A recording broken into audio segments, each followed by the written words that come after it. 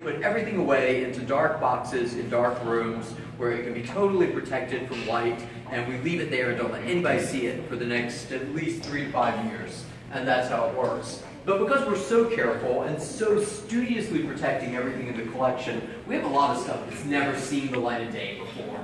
So my mission was to look through that collection and figure out what stories we had in our storage that we had yet to share.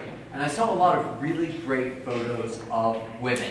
And I said, this is a part of the story of the civil rights movement that maybe deserves a special lens, a special attention, an exhibition all of its own.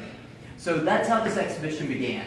I saw a couple of great photos that had some really strong female faces in them, and I said, I want to know the story behind this picture. I'm looking at it, and all I see is a picture like the one there on the end of the young woman who's holding the justice sign. And I know when I see her there holding that sign, I can guess immediately what the context is in terms of the larger history of the United States in that decade, in that moment. But I want to know specifically where she is, what is happening to her, what her name is, what her story is. It's happening on so many different levels. And the fact is the photographer did not tell us who she was. This is some random young woman who I believe was 16 at the time this was taken, who showed up that day. She is one of the many anonymous but brave volunteers. For all we know, that may be the only demonstration that she ever took part in. But there is still a story behind that day, that event, and that person. And I wanted to know what they are and share those stories, as well as, where we have it within our collection, the stories of great leaders, the stories of women who were central to these movements, the stories of the women who were very active volunteers in SNCC, the Student Nonviolent Coordinating Committee, and CORE, the Congress for Racial Equality, and of course the Southern Christian Leadership Conference that Dr. King was leading. All of these major organizations during this time usually had men at the top, because that's what society was at that time period, and often also because many of these organizations wanted to have pastors as the leaders, and women, of course, were not the leaders in churches either, so that was how the leadership structure was set up. Usually the people behind the podium, the people being interviewed by the newspapers, appearing on television and so forth in this time were going to be the men. However, a lot of the work, if not the larger percentage, was being done behind the scenes by the women. And this is what everybody says over and over when they're writing the stories of what was actually going on in that time period. It was a team effort, absolutely. And when I started looking at the photos from the Civil Rights era in the Chrysler collection, it was really obvious that there were no shortage of women on the front lines of the movement, like the young woman that we see over there. And so I'm going to bring all these pictures together so that we can see their faces and think about their stories, and think a little bit about how their stories are sometimes different from the stories of the men. When you see a photograph of Dr. King, you know who he is, you've heard his words, and you know what role he played within it. But there are a lot of other folks here who did important things that need to be recognized. And we need to recognize those who were leaders, who were speakers, folks like Fannie Lou Hamer, who ran for Congress, who was incredibly outspoken and well-spoken about her story and her sufferings and her expectations for what could be achieved and what needed to change, as well as stories like that young woman who's standing over there holding the justice sign, who I did find out her name, and I confess I've forgotten it, so I'm going to run over and give her moment by reading out. Her name is Jinora Covington. And through some extensive Google searching and internet sleuthing, I found her obituary. She passed away a few years ago. She was from near Charlotte, North Carolina, and that photo was taken in a town called Monroe, which is about a half hour east of Charlotte in Union County, North Carolina. She was from Union County. She is standing in front of the Union County Courthouse in Monroe protesting, and that's when she had her photograph taken by a white photographer who was a newspaper photographer working freelance for the Charlotte Observer. So that's where the picture was published, but he didn't credit her. But her friends and neighbors knew who she was, so in her obituary, they happened to mention that she was that girl in that photograph.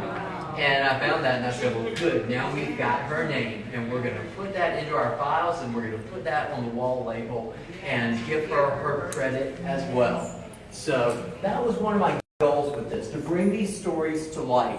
So she's out there protesting, and there's a lot more to that story than what you are seeing in just this photograph. And there's a reason that that reporter from the Charlotte Observer was there on that day. So Monroe is a tiny town. Even today, it probably only has a population of about 10,000, would have been even less then.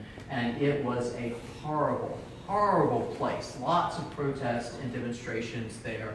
Because the local leaders said, hey, we're going to stand up and we're going to speak out. And the folks from the KKK showed up and said, oh, no, you're not. And so it was quite a little battleground at that time period. And the local town passed ordinances to regulate how protest would operate in order to try to discourage, to intimidate people, to keep them quiet, to keep them at home, and to keep them away from the courthouse. So they said, okay, it says in the First Amendment that you have the right to assemble and to protest, but we're going to impose some restrictions on how you can do it. So your signs can't say anything deliberate or provocative. Thus, it only says justice, something very simple and straightforward. And in addition, they passed laws on how you could protest. So it could be in groups of, I think, no more than 12 at a time, and you had to be 10 feet apart. So imagine the distance she is from the next person in line and how vulnerable she is as she's standing there holding that sign to a crowd of angry white people who are there to harass her, to intimidate her, and to get in her face. And if someone were to reach out and strike her, there is not someone standing right next to her that can pull her out of the way. She is alone. She is incredibly vulnerable, and she's 16 years old.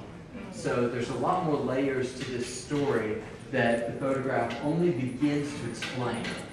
But what's important is that a photographer was there. A photographer was taking these pictures, capturing these moments, sending them to the Charlotte Observer so that the next day this was on the front page, not just in Charlotte, but in newspapers all around the country. Because photography was one of the most important tools that folks had during the Civil Rights Movement to get the word out.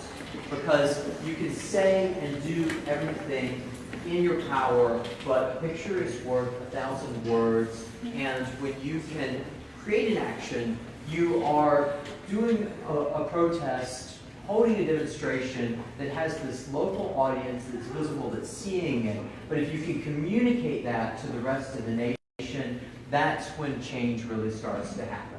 So by doing things that would get the attention of these newspapers, many of whom were very sympathetic, they're spreading the pictures out. They're going out in the Associated Press, going around the country.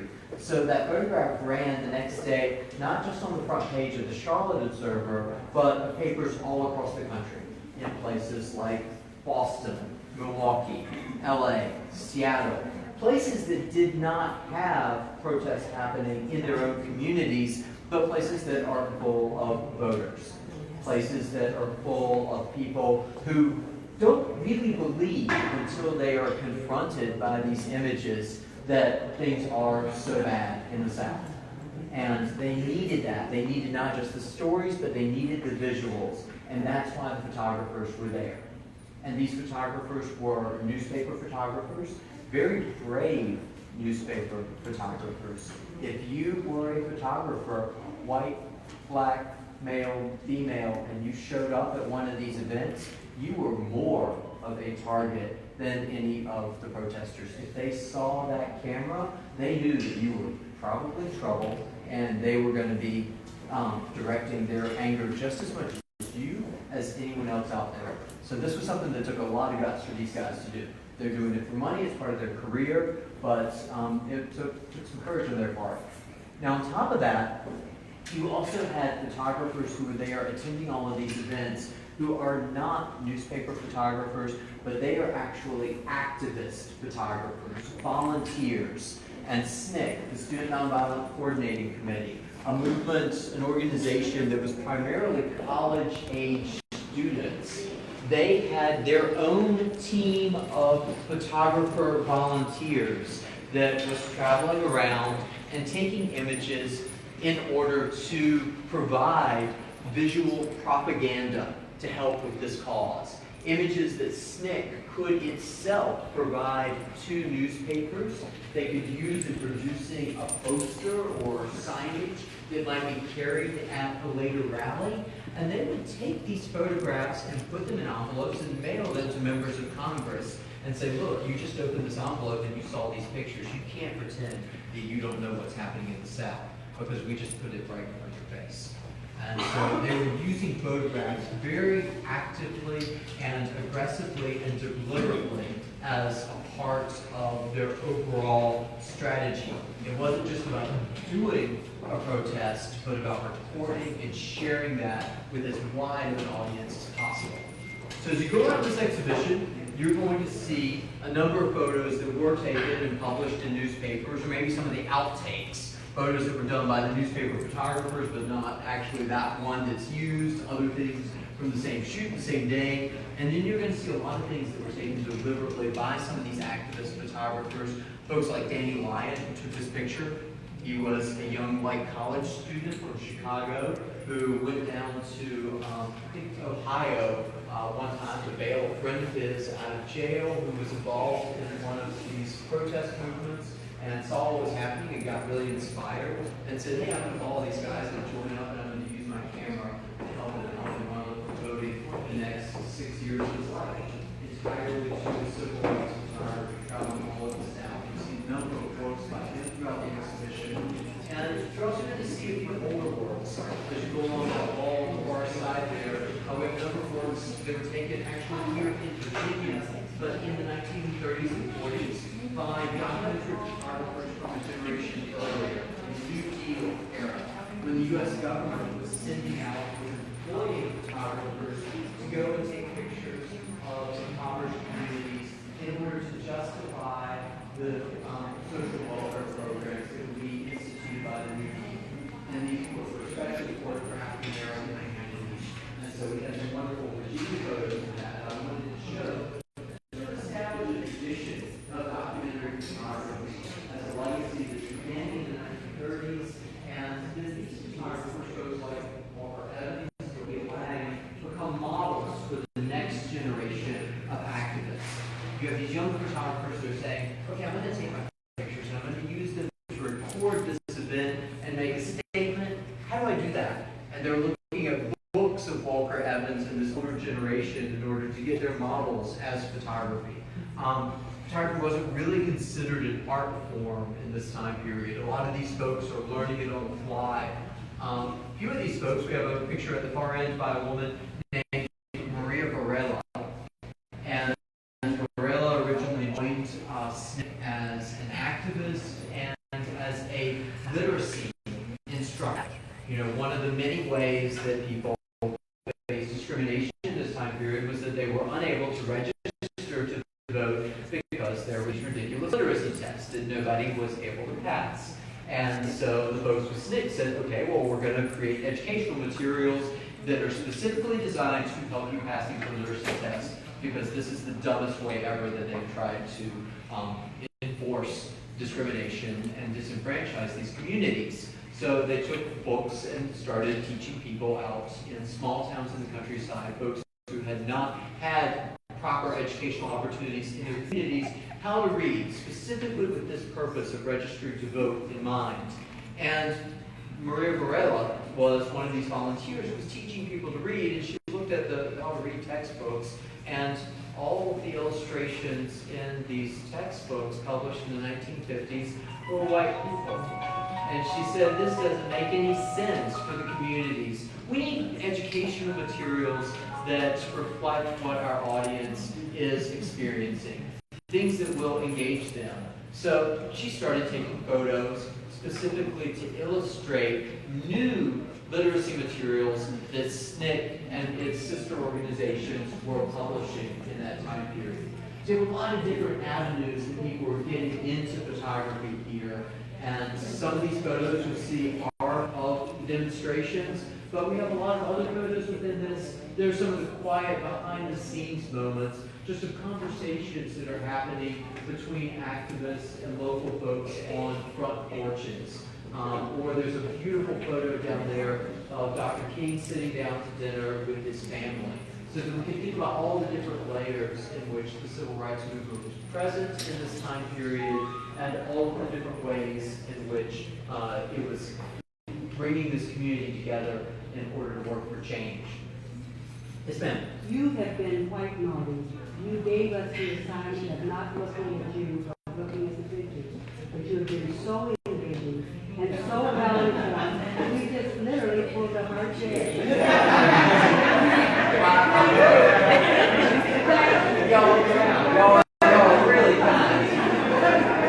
Thank you very much. No, I have to say it was a tremendous pleasure to work on this show, and obviously I was not alive in the 1960s, so this is not a history that was real and present for me, but this is something that I hear my family talk about. I'm from a small town in North Carolina, so I know that these are events and situations that are happening in my community that are real to people who are in my life, and certainly something that was important here in this small community, and all around Hampton Roads. I know a lot of you all from the peninsula as well. And so one of the things I want to point out is that our collection here at the Chrysler is not local, it is national in its scope. So I wish we had more pictures of actual events that were happening here in this area, but as you go through, you're going to see a pretty wide selection. You're going to find yourself in Mississippi, in Memphis, in Atlanta, and in New York City in some cases, because it's a national collection in that regard. And I have a feeling that there's going to be a reason for us, maybe a few years down the road, to revisit this topic and do it specifically with the local voters, because there are so many more stories to tell. The other important thing for me to say is that this is a part of our history that is something need to see. Our collection is not encyclopedic. So well, hello. They did this in front of ministers. Well, I'm so sorry. I wish we did. She appears as really strong and powerful photos as well as the other one. But you won't see every famous name and every famous face. We've put out some great stories. So you're going to read some stories and see some photos that we haven't seen before. You're going to see some back things in that are the familiar day, as well. like, he was And I like his the grandpa was challenge. 75 years old, and he was one of the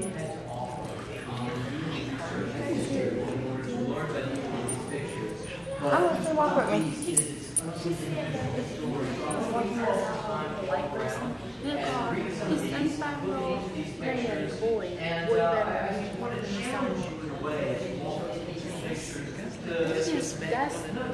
first of all, you don't approach a person like that. Of any color. Exactly. And if you call him boy, he's 75 years old. I can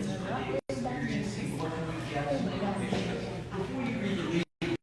Label and see that this is a group of folks who are attending the funeral or young women who were killed belonging to 63 Baptist Church in Birmingham.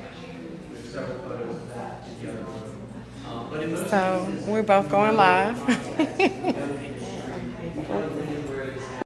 This picture right here was taken in 1963. Demonstrators attacked water cannons in Kelly Indian Park, Birmingham, Alabama. And sometimes folks are quite famous. In this photograph, the photographer recorded the names of everyone who was participating in the sit-in. This is a lunch counter sit-in at a restaurant called Tuttle House. That was a chain of diners, kind of like Waffle House that we have today. I think the Tuttle Houses are now all gone, in Atlanta. And among the people who were sitting in at this lunch counter is John Lewis, who was one of the leaders of SNCC at this time. You can see the back of his head here. So we put up this exhibit in June, and about a week or two after the exhibit opened, I hear on the news that John Lewis is sitting in on the floor of the House of Representatives. Right. As he did earlier this summer in protest of gun violence. And I said, this is amazing. 50 years later, this man is still sitting in and still being a part of this political movement and action. And